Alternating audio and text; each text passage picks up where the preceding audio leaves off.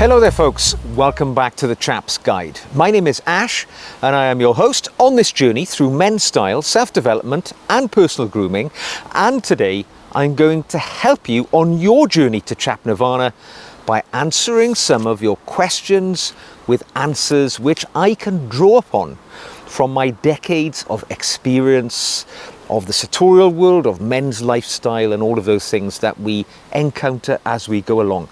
My goal here is to act as your mentor, to give you a bit of a shortcut to a better version of yourself. And I'm just going to go right into these because there's quite a few and I'm just going to get through them all today. Now the first question comes from Luis Philippe Permasparada. Hope I didn't butcher the name too much. And it's a good question. Ash, is it worth re-gluing cemented shoes? I bought a large amount of cemented dress shoes when starting being a chap, and I really like them. And they're all made in a classic design. However, their soles are starting to come loose, and I'm afraid that re-gluing them won't be very effective, and it should be a better option to buy new stitched ones. Well, you are absolutely correct, sir. I mean, the only reason that I would ever buy cemented footwear would be a situation that I found myself where I could not afford to have shoes which are either manufactured using the Goodyear welting system, which is basically a way by which the sole is stitched to the upper, or what they call the Blake stitched or Blake rapid stitched system, which is effectively the same thing but a slightly different mechanism of securing the upper to the bottom. The truth is, most shoes which are made with a cemented system, so basically the sole is glued to the upper, they tend to be of lower quality leather. And in my experience, and I've been there, you know, as a young fellow, I couldn't afford Goodyear welted shoes or shoes which were stitched construction. I bought cemented shoes, and on every occasion they disappointed me.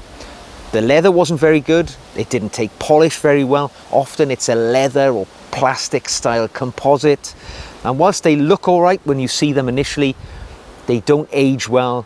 And when that plastic, often a plastic sole, separates from the upper, it's not worth having them glued or taking them to a cobbler and having them repaired. Re-gluing will only temporarily extend the life of those shoes. They're still not going to look good. My advice, before you invest any money in re-cementing a shoe which is starting to come apart, take that money, put it in a pot and save a little bit and a little bit. And if you can't afford to buy brand new Goodyear welted shoes or Blake stitch shoes, before I would buy cemented shoes, I would look down the route of buying pre-owned Goodyear welted shoes or shoes which are made using a stitched process, rather than buying brand new cemented. The money will come back to you in time, because if you invest a little bit more in Goodyear welted shoes or Blake stitch shoes, they're going to last a lot longer. They're going to be made of probably far better leather, so they're going to look a lot better, and you're going to take much more pride in them. So I hope, Luis Philippe, that is of some assistance to you. Now he's also asked me a second question, which I'm going to quickly shoot through here. He also says, I have 2 polyester overcoats and 2 100% wool ones. Both of the cheaper ones, the polyester ones, are made in a relatively good and classic cut. The fabric is their major problem. Should I wear them until they get worn out, or should I replace them for 100% wool like my other overcoats that I already own? My personal motto in life right now is life is too short to wear poor quality clothing, right?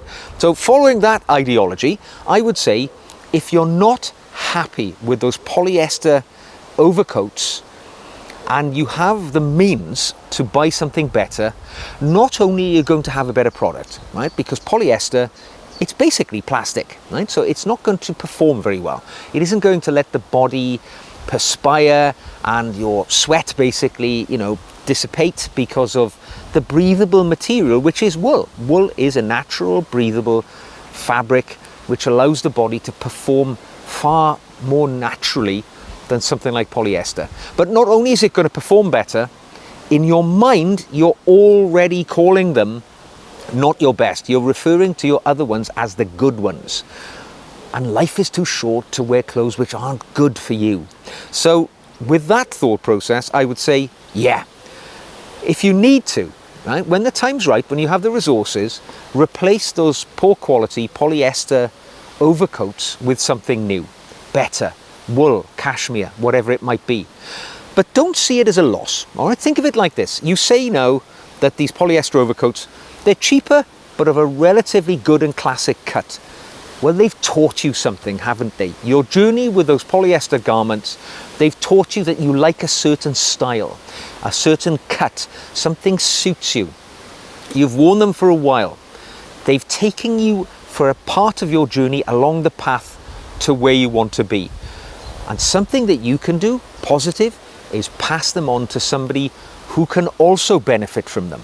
So you might have an associate or a friend who you think would benefit from looking a bit smarter. Pass those garments on, let them take them forward. And if you can't even do that, sell them on Vinted or eBay to somebody who's looking for a garment like that. It helps somebody else on their journey. You've had your part of your path with them, let them go. Hope that helps, Louis Philippe. So next question comes from David Jarnett, who says, would you ever recommend taking your Trickers shoes to a local cobbler for them to put a leather sole on, which would cost about 40 to 60 pounds, instead of Trickers charging over 200 to have a refurbishment? I have some pairs I really like, so I will send them back to Trickers, but I have others that I'm not so keen on because they hurt my feet a little. Would you say resoling these at a cobbler is a mistake or savvy savings? No, you're absolutely right. You know, there's a massive disparity between what your local cobbler will be able to effect on your shoes and what sending them to the Trickers factory will achieve also. That's why there's a big disparity in the amount of money. What I would say, if you go to your local cobbler, they're not going to be probably doing a Goodyear welted job. Most local cobblers, for 40 to 60 pounds, they're going to be most likely sticking something over the existing sole. They're not going to be replacing that sole. They're going to stick something over the bottom, maybe a plastic protector, maybe a leather protector, maybe a little bit of stitching, maybe a little bit of nailing.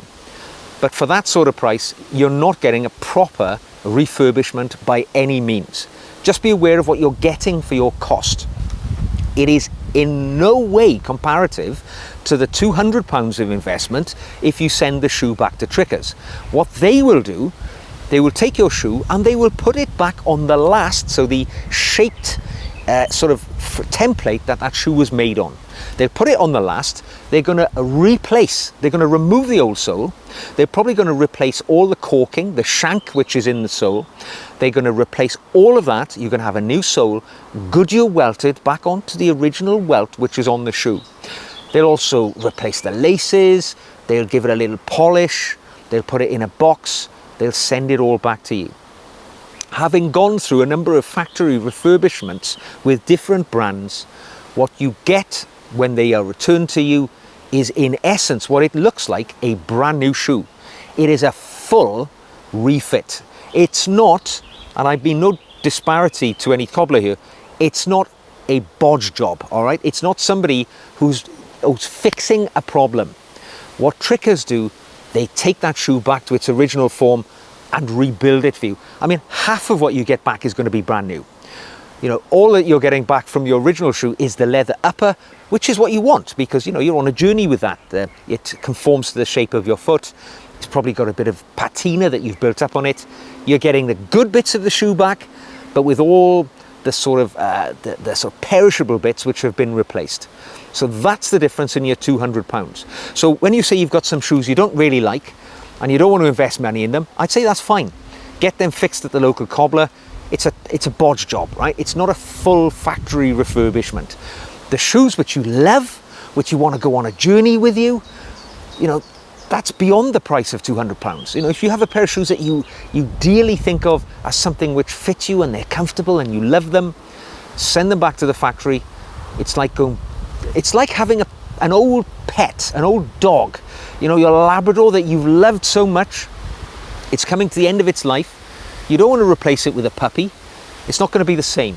You send it back to the factory and it comes back brand new. Wouldn't it be great if we could do that with animals? but you can do it with your shoes. So there we go.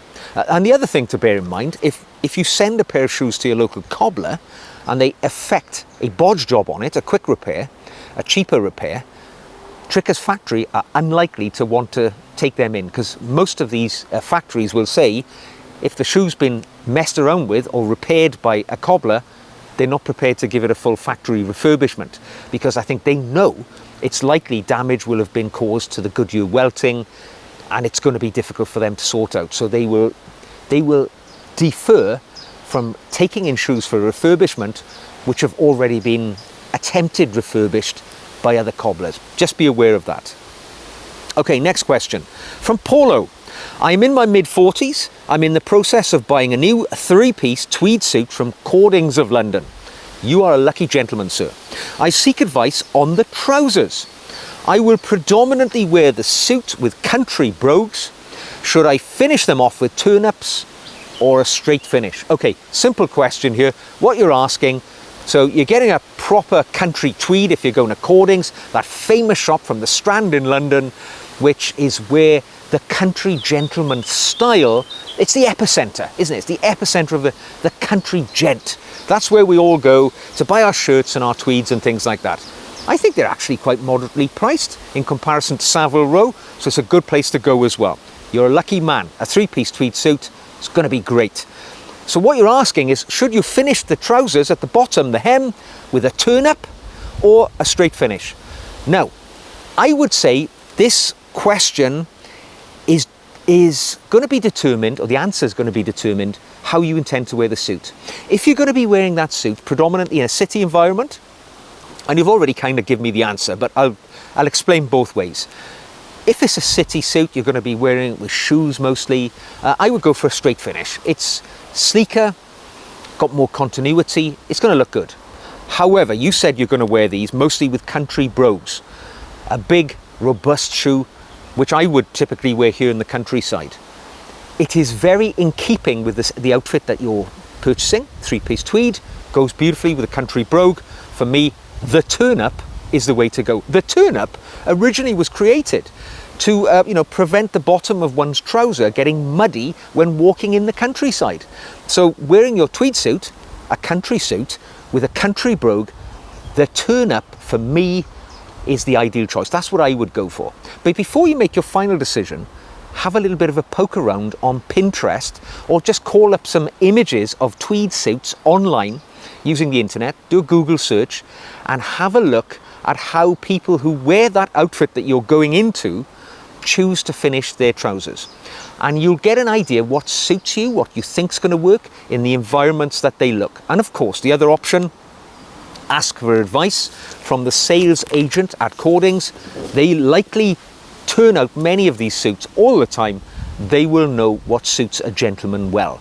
But for me, country brogues, tweed suit, the turn-up is the natural choice. But don't let me influence you, make your own decision. Next question comes from Keith. Hi Ash, I've watched and enjoyed your Chap Guide talks. I'm interested in public speaking. I wonder if you could tell me what content you put into your talks that you've told us about. Thanks and keep up the good work. Okay, Keith, right. If you're interested in public speaking yourself and you're seeking to build up a portfolio of talks that you can give to people, either for financial gain, as I do, talking to Rotary clubs, universities, guest lecturing, things like that, after dinner speaking, or whether you're just looking to improve your own speaking skills by building up a portfolio of talks that you can give, I don't know, in Toastmasters or the Professional Speaking Association. The key thing which I have found to my success as a public speaker, and I speak probably twice a week for money, so I derive a nice little side gig, if you want to call it that, through public speaking, is I only talk about subjects which I am personally very passionate about. And my little portfolio of talks includes quite varied subjects. So I talk about things like the Nobel Prizes, because many years ago I found myself in Stockholm visiting the Nobel Museum. I was gripped by the whole process of the Nobel Prizes. I became quite passionate about it. I researched it, I learned it, I read a book. So I thought, ideal, I can give a talk on this because I have a passion and an interest in it.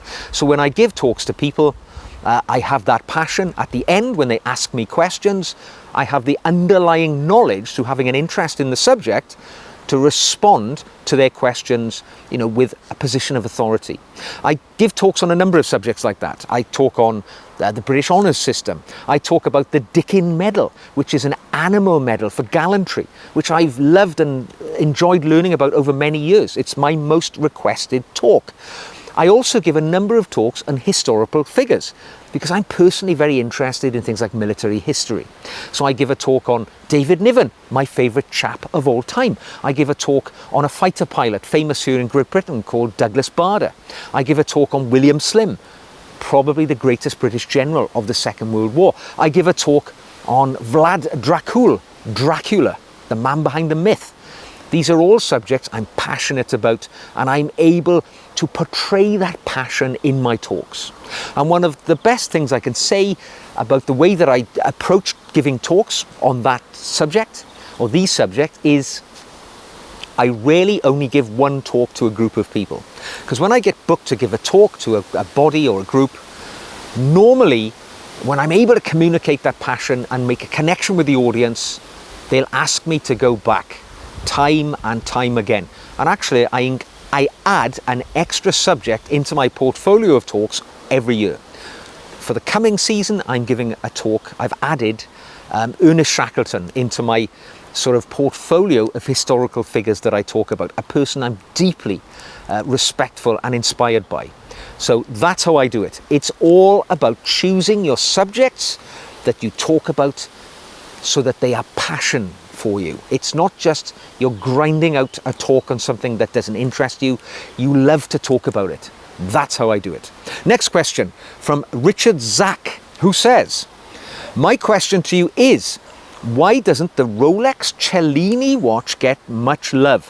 I believe it has an elegant style for a dress watch. It's a great question. Of course, the Rolex Cellini has dropped out of their range now, but it's been replaced by the 1805 model, which is in essence another version of the Cellini, just with a different name. The truth is, I think that the Cellini, or the 1805, is a very much a sort of side product on the Rolex catalogue, because Rolex is a brand not known for making elegant dress watches. Now, I rather like the Cellini. I think it's a little large, right? It's 39 millimeters. For a dress watch, that's probably 2 millimeters too big, in my opinion, for the average dress watch. But I think it's not loved because of that, right? Rolex, and I'm wearing one right now. I'm wearing a Rolex GMT Master 2 right now. Rolex are known for a robust, tough, hard-wearing sports watches, or stainless steel tough watches which can be worn over generations within the same family. Right? They just stand the test of time. They're well made. They can take a bang. Their dress watches are up against incredible competition.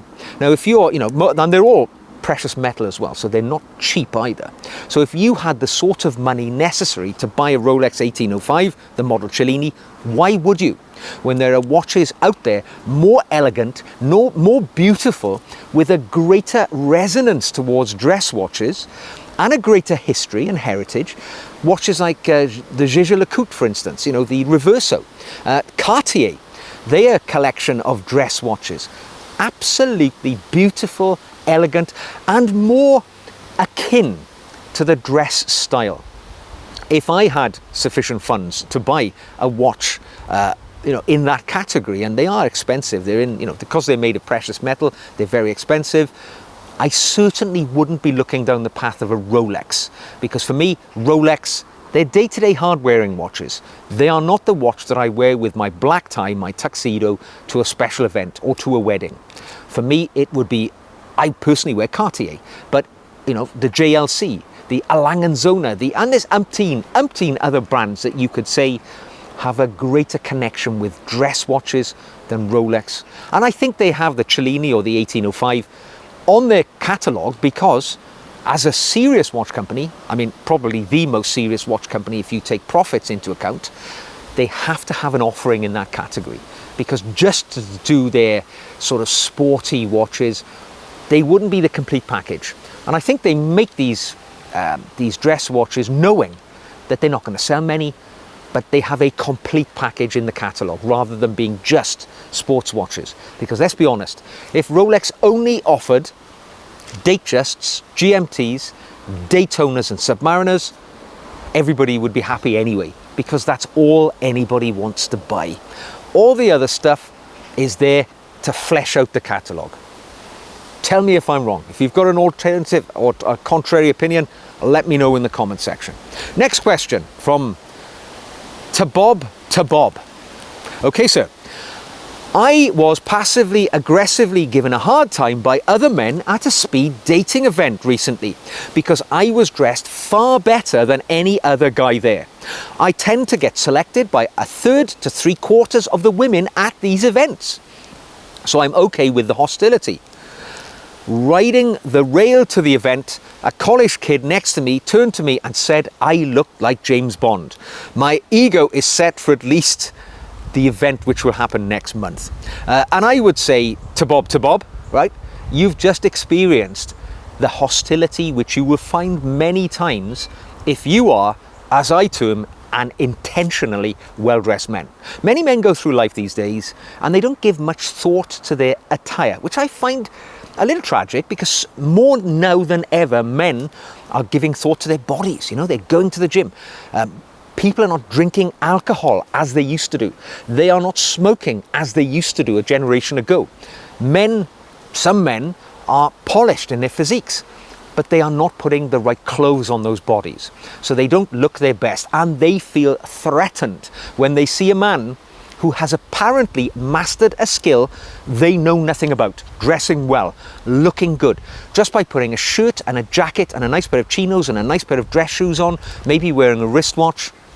You are elevating yourself over 90 to 95% of the men in this world, who I'm guessing are turning up to these speed dating events wearing jeans, training shoes, probably a polo shirt, and they think that's perfectly acceptable. When you turn up looking great, being picked by women, because women subliminally are attracted to men who know how to dress. They know, in subconsciously probably there's thoughts there that this man is a success, he's capable, he's confident. There's a little bit of the James Bond thing going on there.